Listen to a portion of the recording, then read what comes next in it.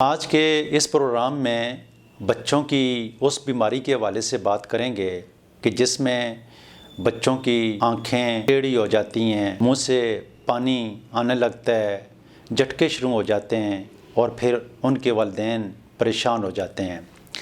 تو یہ کیا بیماری ہے؟ اس بیماری کے حوالے سے بات کریں گے۔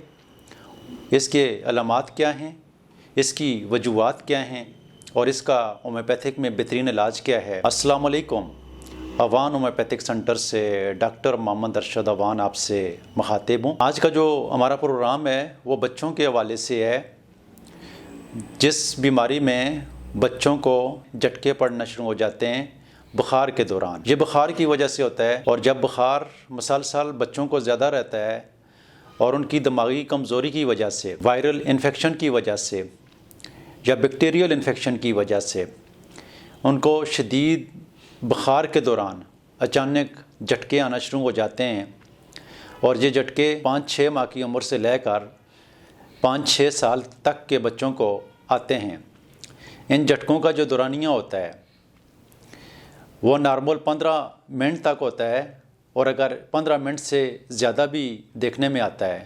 یہ بچے بخار کے دوران ان کو یہ جھٹکے آتے ہیں، ان کے ہاتھ پاؤں بھی مڑ جاتے ہیں، ان کی آنکھیں ٹیڑھی ہو جاتی ہیں، جس کی وجہ سے ان کے والدین کافی حد تک پریشان ہو جاتے ہیں۔ یہ دماغی کمزوری کی وجہ سے، کیلشیم اور سوڈیم کی کمی کی وجہ سے، مختلف وٹامن کی کمی کی وجہ سے، خون کی کمی کی وجہ سے اور شدید بخار کی صورت میں یہ جھٹکے آتے ہیں۔ اور اگر اس کی ٹریٹمنٹ ٹھیک طریقے سے کر لی جائے اور بخار کے دوران اس کی مینجمنٹ کر لی جائے تو یہ جھٹکے ختم ہو جاتے ہیں۔ یہ کوئی خطرناک بیماری نہیں ہے، بلکہ یہ ایک بیماری کا حصہ ہے۔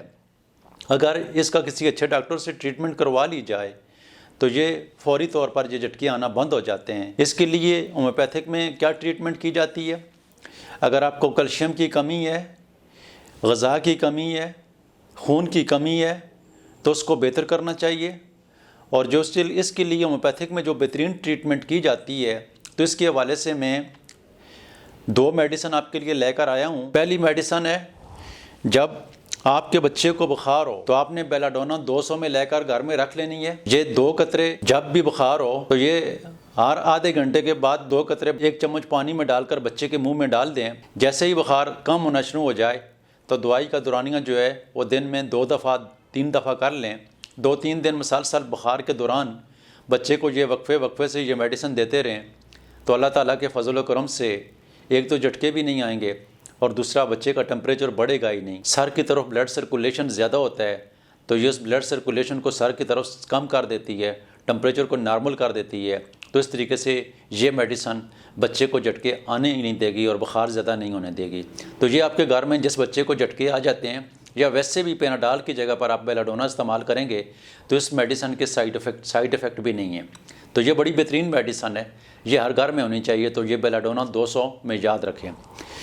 اس کے علاوہ دوسری میڈیسن اسٹرامونیم 30 میں لینی ہے۔ جن بچوں کو جھٹکے آتے ہیں بخار کی وجہ سے تو یہ اسٹرامونیم 30 میں صبح، دوپہر، شام 2 قطرے 1 چمچ پانی میں ڈال کر دن میں 3 دفعہ استعمال کروائیں، اور یہ مسلسل 1 سے 2 مہینے تک اس میڈیسن کا استعمال کرنا ہے۔